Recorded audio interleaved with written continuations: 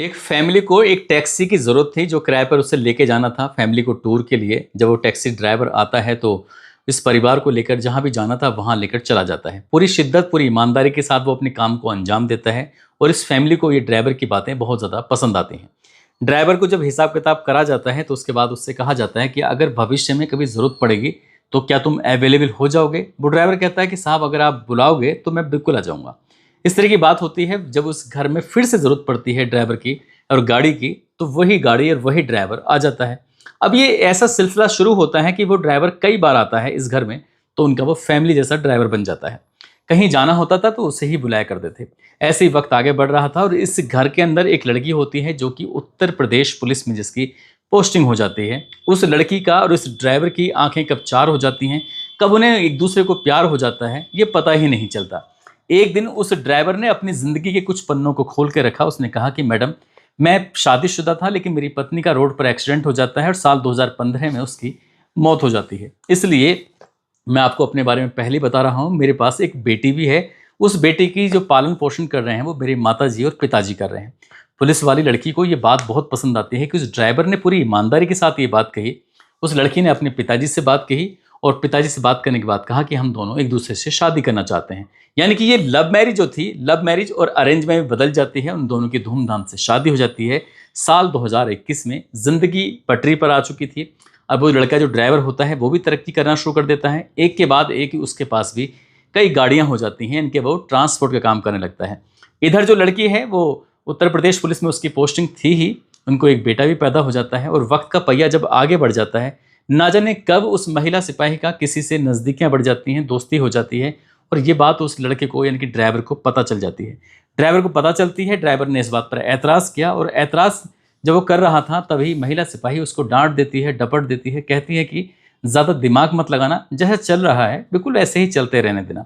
इधर जो ये ड्राइवर होता है इसको भी किसी महिला से प्यार था, अफेयर था, लेकिन कि दोनों ने साथ साथ जीने मरने की कसमें खाई थी, लेकिन ये प्यार ज़्यादा दिन तक टिक नहीं पाता, रुक नहीं पाता और इसी बीच में एक दूसरे से थोड़े से अलगाव जैसी स्थिति पैदा हो जाती है। और इस कहानी में जो आगे होता है वो बहुत भयानक होता है। यानी कि एक नहीं बल्कि दो कत्ल हो जाते हैं और कई जिंदगियां बर्बाद हो जाती हैं। ये एकदम से परफेक्ट मर्डर था। इस मर्डर का जब पुलिस ने खुलासा किया था तो पुलिस को खुद यकीन नहीं हो रहा था। अगर पुलिस ने 2-3 कड़ियों को आपस में ना जोड़ा होता तो शायद इस घटनाक्रम का कभी खुलासा नहीं होता। आदाब, नमस्कार, सत श्री अकाल। मैं उस्मान सैफी, उत्तर प्रदेश के श्रावस्ती में तैनात एक महिला सिपाही जिसका नाम लता सिंह होता है। लता सिंह को उसका पति उत्तर प्रदेश के जिला रामपुर का थाना मिलक लगता है और मिलक का ही एक गांव लगता है बहटरा, वहां का रहने वाला होता है दान सिंह यादव। अपनी पत्नी को फोन करता है। ये तारीख थी, ये सप्ताह था फरवरी 2026 का दूसरा सप्ताह। वो अपनी पत्नी से कहता है कि मैंने स्विफ्ट नई गाड़ी बुक करा दी थी, उसकी डिलीवरी मिलने वाली है। एक काम करो, तुम छुट्टी लेकर घर आ जाओ और हम लोग उसे गाड़ी को खरीदने यानी कि डिलीवरी साथ साथ लेने के लिए चलेंगे।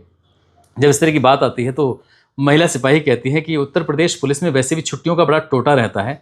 मैंने अप्लाई कर दिया है, अगर छुट्टी मिल जाती है तो मैं पहुंच जाऊंगी, अगर नहीं मिलती है तो फिर तुम खुद से ही उसको लेके आ जाना। पति पत्नी के बीच में बातचीत चल रही थी, लेकिन जिस दिन डिलीवरी मिलती है उस स्विफ्ट कार की, उस दिन तो गाड़ी यानी कि छुट्टी नहीं मिलती है, लेकिन उसके बाद छुट्टी सैंक्शन हो जाती है और छुट्टी मिलती है 17 फरवरी 2026 को। 10 दिन की छुट्टी पर वो महिला सिपाही अपने घर आ जाती है, ससुराल। और जब ससुराल आती है तो यहीं पर एक फैसला किया जाता है, चलो एक दिन का टूर रख लेते हैं, यानी कि हम चलते हैं घूमने के लिए नैनीताल।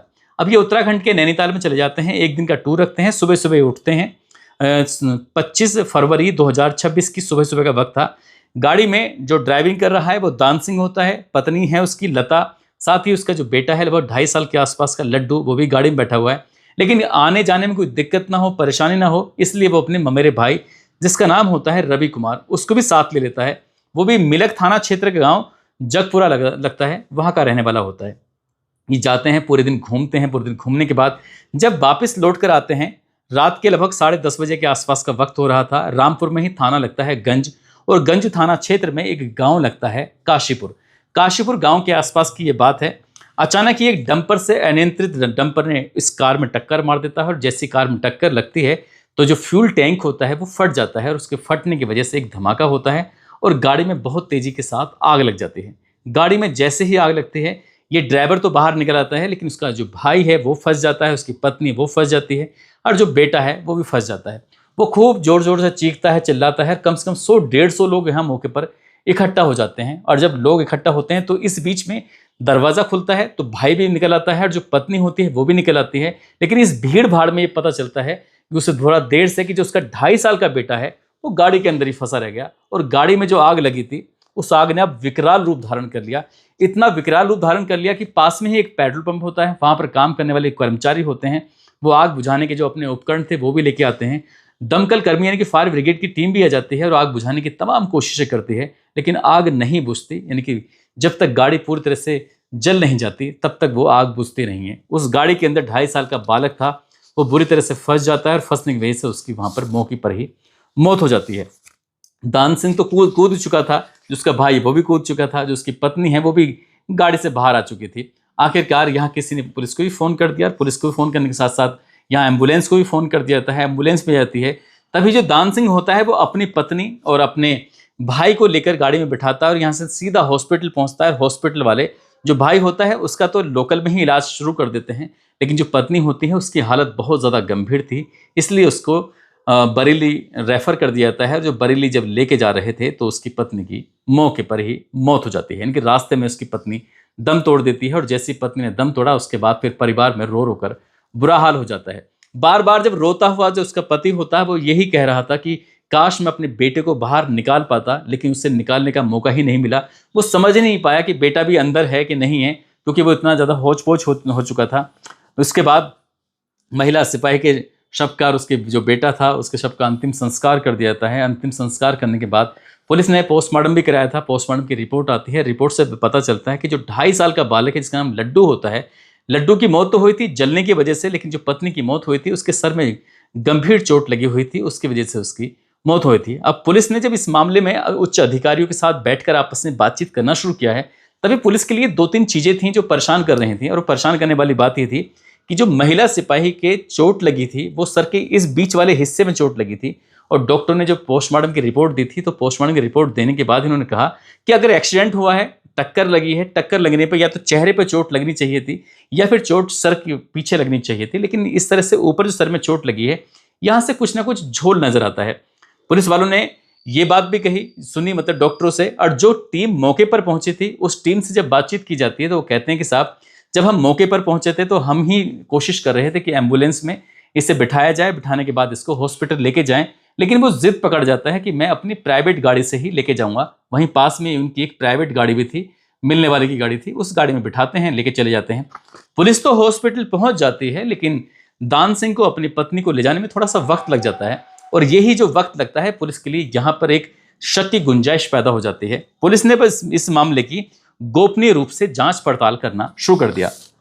घटना होती है 25 फरवरी 2026 की रात को घटना होती है, लेकिन पुलिस जब इस मामले की जांच पड़ताल कर रही थी तो जांच पड़ताल करते करते लगभग 40 दिन का समय बीत जाता है, और इस 40 दिन के समय बीतने के बाद 6 अप्रैल 2026 को इस घटनाक्रम का खुलासा होता है। और पुलिस ने ये पता करने की कोशिश की, लगभग 300 सीसीटीवी कैमरे खंगाले कि ये डंपर किसका था, कौन कौन यहाँ पर थे, किसके नंबर यहाँ पर चल रहे थे। हर एक बारीक से बारीक पहलुओं की ये पुलिस ने जांच पड़ताल करना शुरू किया है। साथ ही जो ड्राइवर होता है उस ड्राइवर की जो मोबाइल की CDR निकलवाई जाती है, कॉल डेटा रिकॉर्ड, किस किस के वो संपर्क में था, किस किस के संपर्क में नहीं था। जो उसका भाई गाड़ी के अंदर मौजूद था जिसका नाम रवि कुमार होता है, उसके मोबाइल की लोकेशन, उसके मोबाइल की CDR, जो पत्नी होती है लता सिंह, उसकी भी मोबाइल की लोकेशन और उसके मोबाइल की CDR की, यानी कि ये सब लोग किस किस के संपर्क में हैं, किस किस से ये बातचीत करते हैं, किस से बातचीत नहीं करते हैं। इसी बीच में कुछ नए नाम निकल के सामने आते हैं। जब पुलिस ने जांच पड़ताल की थी तो एक नाम रवि कुमार होता है जो गाड़ी में साथ था, साथ ही एक नूर हसन होता है, अब्दुल करीम होता है, सलमान होता है, एक प्रदीप होता है।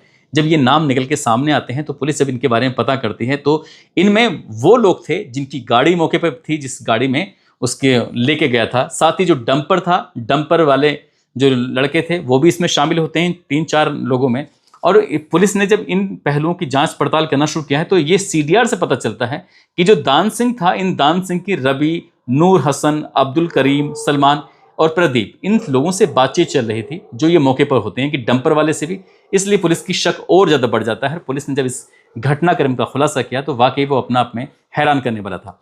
कहानी 2015 में जब ये दान सिंह होता है, इसकी पत्नी के रोड एक्सीडेंट में मौत हो जाती है। हालांकि उस दिन जो रोड एक्सीडेंट हुआ था तो ये भी मौके पर था, लेकिन इसको गंभीर चोटें आती हैं और इसकी पत्नी की मौत हो जाती है। उसको एक बेटी पैदा होती है। बेटी जो होती है उसका लालन पालन इस दान सिंह के परिवार के, इनकी माता और पिता कर रहे हैं। पिता इसके होमगार्ड से में काम करते हैं और इनका कारोबार वगैरह फिलहाल तो बहुत ज़्यादा ठीक ठाक ही चल रहा था। जब ये गाड़ी चलाया करता था तो लता सिंह जो लड़की है उसके संपर्क में आती है, क्योंकि सीतापुर के अटरिया के रहने वाली होती है ये लड़की। और इसके पिताजी को एक बार एक टैक्सी की ज़रूरत पड़ती है, कहीं जाना था। तो जब ये टैक्सी लेकर दान सिंह आता है तो दान सिंह का जो व्यवहार होता है परिवार को बहुत ज़्यादा पसंद आता है। जब जब टैक्सी की ज़रूरत पड़ती थी तब इसी को बुलाया करते थे। इसका घर आना जाना ज़्यादा शुरू हो जाता है और इसी आने जाने में ही लता से दान सिंह की नज़दीकियाँ बढ़ जाती हैं, दोस्ती हो जाती है। दोस्ती कब प्यार में बदल जाती है पता ही नहीं चलता। हालांकि उसकी पुरानी ज़िंदगी के बारे में वो जानती थी और जानने के बाद भी उससे कोई ऐतराज़ नहीं होता। ये दोनों शादी कर लेते हैं। परिवार वालों से बातचीत करने के बाद साल 2021 में शादी हो जाती है और उसके बाद फिर एक बेटा पैदा होता है और बेटे का नाम लड्डू रखा जाता है। सब कुछ ज़िंदगी में ठीक चल रहा था और कारोबार इसका बढ़ रहा है, यानी कि ट्रांसपोर्ट का कारोबार शुरू कर देता है। लेकिन ये पता चलता है कि श्रावस्ती में ही इस महिला सिपाही की तैनाती होती है। वहाँ किसी सिपाही के साथ उसकी नज़दीकियाँ बढ़ जाती हैं और एक दिन उसने उसका मोबाइल चेक कर लेता है। मोबाइल में जब उसकी चैटिंग होती है, चैटिंग के माध्यम से उसको पता चलता है। उसने अपनी पत्नी को डांटना फटकारना शुरू किया। उसने कहा कि मुझे पूरा पूरा शक है कि तुम्हारा किसी लड़के के, पुलिस वाले के साथ अफेयर चल रहा है। तो पत्नी ने इस बात पर ऐतराज़ किया और इन दोनों में इस बात पर कहासुनी भी शुरू हो जाती है। वो कहती है कि ज़्यादा दिमाग मत लगाना, दिमाग लगाओगे तो खाम उलझ जाओगे। वैसे पुलिस वालों से उलझना नहीं चाहिए। तो इसी बात को लेकर इसे थोड़ा सा गुस्सा आता है, इसे ज़्यादा अजीब लगता है। अब ये इस बात को लेकर परेशान रहता था। अरे परेशान तब रहता था जब इसका खुद का भी एक महिला के साथ अफेयर चल रहा था, ऐसा पुलिस की रिपोर्ट में बताया जाता है। मीडिया रिपोर्ट में भी बताया जाता है कि उधर महिला सिपाही का भी किसी से नज़दीकियाँ बढ़ जाती हैं, इधर उसके पति की भी नज़दीकियाँ बढ़ जाती हैं। लेकिन ये अपनी पत्नी से छुटकारा चाहता था और कहीं से ये पता चल जाता है कि अगर इसकी पत्नी की रोड एक्सीडेंट में मौत हो जाती है तो रोड एक्सीडेंट में मौत होने की वजह से विभाग की तरफ से लगभग 1.5 करोड़ रुपए के आसपास का उसको अनुदान यानी कि मुआवजा मिल सकता है, या जिस बैंक में उसका खाता था उस बैंक की वजह से इसको 1.5 करोड़ रुपए का मुआवजा मिल सकता है। तो इसने यहीं से एक प्लान बनाया और ऐसा परफेक्ट प्लान बनाता है। अपने ममेरे भाई को इस पूरे प्लान में शामिल कर लेता है और इसने प्लान बनाया था कि पत्नी आराम से शामिल हो जाएगी। नई स्विफ्ट कार जब वो खरीद रहा था तो उस कार को खरीदने के दौरान उसने अपने पत्नी से कहा कि एक दिन का टूर रखते हैं, नैनीताल चलेंगे। नैनीताल जब जा रहे थे तो अपने ममेरे भाई को भी साथ लेके चला जाता है और वहाँ जाने के बाद वो पूरा दिन घूमते हैं। घूमने के बाद जब वापस लौट कर आ रहे थे तो इसी बीच में उसने 2 कोल्ड ड्रिंक खरीदी। कोल्ड ड्रिंक पे नशीली दवाई मिलाई और नशीली दवाई मिलाने के बाद अपने बेटे को दे देता है और साथ ही वो अपनी पत्नी को भी कोल्ड ड्रिंक पिलवा देता है। और जैसे बेटे ने और पत्नी ने कोल्ड ड्रिंक पी तो उन्हें नशा जैसी स्थिति में वो आ जाते हैं। वो आराम से गाड़ी में सोए हुए थे और जब ये गाड़ी गंज थाना क्षेत्र के उस इलाके में पहुंच जाती है जहाँ पहले तो ये सीएनजी भरवाते हैं और सीएनजी भरवाने के बाद जब ये काशीपुर की तरफ पहुंचते हैं तो वहाँ गाड़ी खड़ी करने के बाद डंपर से जानबूझ के टक्कर लगवाई जाती है। टक्कर लग जाती है तो उसकी पत्नी तब तक तो जागती नहीं है, लेकिन इसी बीच में उसने उस पर पेट्रोल डलवाया अपने ही साथियों से और पेट्रोल डलवाने के बाद उस गाड़ी में आग लगा देता है। जैसे ही गाड़ी में आग लगती है गाड़ी धू धू कर जलने लगती है और ये सबसे पहले कूदता है। अपने भाई को उसने प्लानिंग का हिस्सा बनाया था कि जब गाड़ी में ज़्यादा आग लगेगी तब तुम निकलना, अगर थोड़े बहुत झुलस जाओगे तो पब्लिक को ऐसे ही लगना चाहिए जैसे क्या ये हादसा बिल्कुल ये हादसा है, बिल्कुल हत्या नहीं है। अब जब उसने बाहर निकलने के बाद सबसे पहले चीखना चिल्लाना शुरू किया है तो उस चीखों को सुनने के बाद जो आसपास के लोग थे, गाड़ी में आग लग रही है, तुरंत ही लोग मौके पर दौड़ने लगते हैं। इसी बीच में उसका भाई जो होता है रवि, वो भी गाड़ी से बाहर निकल आता है और उसकी जो पत्नी थी उसे बिल्कुल पूरा ऐसा इत्मीनान था कि क्योंकि वो नशे में है इसलिए वो निकल नहीं पाएगी और लोग निकालने की कोशिश करेंगे तो वहां आग के पास जाने की किसी में हिम्मत नहीं होगी। खिड़की खुलती है, खिड़की खुलने के बाद उसकी पत्नी बाहर निकल आती है। वो उतना झुलसी नहीं थी, यानी कि अभी वो मामूली रूप से झुलसी थी और जैसे वो आगे जाती है, आग लगी हुई थी उसके कपड़ों में, आगे थोड़ा गड्ढे में पानी था, वो एकदम से गड्ढे में जाकर गिर जाती है, यानी कि पानी की वजह से उसकी आग बुझ जाती है। वो बिल्कुल एकदम ठीक थी लेकिन बेहोशी जैसी स्थिति में थी। यहाँ बहुत सारे लोग मौके पर जुट जाते हैं और उस आग को बुझाने की तमाम कोशिशें कर रहे थे। इसी बीच में जो बच्चा था वो गाड़ी के अंदर ही फंस जाता है और आग ने विकराल रूप धारण कर लिया था। पेट्रोल पंप पर काम करने वाले जो लड़के होते हैं उन्होंने भी अपने उपकरणों से इस आग को बुझाने की कोशिश की। दमकल कर्मियों ने भी आग बुझाने की कोशिश की लेकिन आग पर काबू हो नहीं पा रहा था और बच्चा जो होता है वो गाड़ी के अंदर ही जल के उसकी मौत हो जाती है।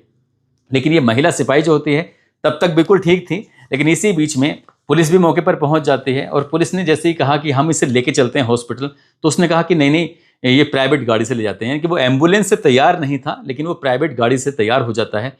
पुलिस वाले तो पहले हॉस्पिटल पहुंच जाते हैं, लेकिन ये देर से पहुंचता है। देर से इसलिए पहुंचता है कि रास्ते में उसने एक हथौड़ा रखा हुआ था उस गाड़ी के अंदर, अपनी पत्नी के सर में 2 हथौड़े मारता है। हथौड़े मारने के बाद उसकी हत्या कर देता है, यानी कि वो गंभीर रूप से घायल हो जाती है। जब हॉस्पिटल पहुंचते हैं तो वो बहुत ज़्यादा गंभीर थी, और जब इसे लेके बरेली की तरफ जा रहे हैं तो रास्ते में दम तोड़ देता है, क्योंकि उसने पूरी ताकत के साथ उसको हथौड़े जो मारे थे। और पोस्टमार्टम रिपोर्ट से यही पता चलता है, डॉक्टर ने जब सलाह मशवरा दिया था कि जिस तरह से एक्सीडेंट हुआ है ये बता रहे हैं, ये गाड़ी मौके पर जाके वो देख के आया था, उस तरह से सर में चोट तो इस हिस्से में चोट नहीं लगनी चाहिए थी, इनकी सर के बीचों बीच चोट नहीं लग सकती थी।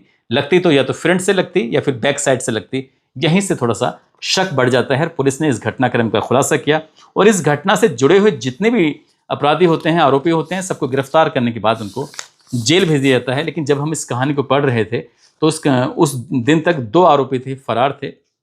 पुलिस का दावा है कि उनको भी जल्द से जल्द गिरफ्तार किया जाएगा और गिरफ्तार करने के बाद उनको जेल भेज दिया जाएगा। दोस्तों, इस पूरे घटनाक्रम को सुनाने का उद्देश्य किसी को परेशान करना नहीं है, किसी का दिल दुखाना नहीं है, बल्कि आपको जागरूक करना है, आपको सचेत करना है। उस टैक्सी ड्राइवर ने जिस तरह से अपना दिमाग लगाया था इस कत्ल को करने के लिए, बल्कि एक नहीं 2 कत्ल करने के लिए। उसका इकलौता बेटा होता है और उसकी पत्नी होती है, जबकि एक पत्नी उसकी खत्म हो चुकी है। उसके बावजूद भी उसने दूसरी पत्नी की हत्या करने की पूरी बेहतरीन प्लानिंग कर ली थी, परफेक्ट प्लानिंग की थी। लेकिन पुलिस की जांच के सामने वो ज़्यादा दिन, हालांकि 40 दिन का वक्त लगता है पुलिस को। पुलिस ने इस घटनाक्रम का खुलासा किया और वाकई पुलिस ने सैल्यूट का काम किया है। अगर पुलिस ने ये दिमाग ना लगाया होता तो शायद इस घटनाक्रम का कभी खुलासा नहीं होता और उसको मुआवजे के तौर पे लगभग 1.5 करोड़ रुपए भी मिल जाता। और पत्नी की तरफ से जो मिलने वाली सुविधाएं थी, क्योंकि उसकी पत्नी की सरकारी नौकरी थी, तो उसकी पत्नी की सुविधाओं का भी ये लाभ उठा सकता था। लेकिन फिलहाल पुलिस इन मामलों पर रोक लगवाने के लिए तमाम प्रयास कर रही है, ताकि जो मुआवजा था वो भी ना मिले और जो सरकार की तरफ से जो मदद मिलने वाली थी वो मदद भी ना मिले। दोस्तों, आप सब लोग अपना ख्याल रखें, सुरक्षित रहें। और जाते जाते, ये विवेक कुमार हैं, आगरा के रहने वाले, आज इनका जन्मदिन है। इनको जन्मदिन की ढेरों सारी शुभकामनाएं, बहुत बहुत मुबारकबाद। आप सब लोग अपना ख्याल रखें, सुरक्षित रहें। जय हिंद, जय भारत।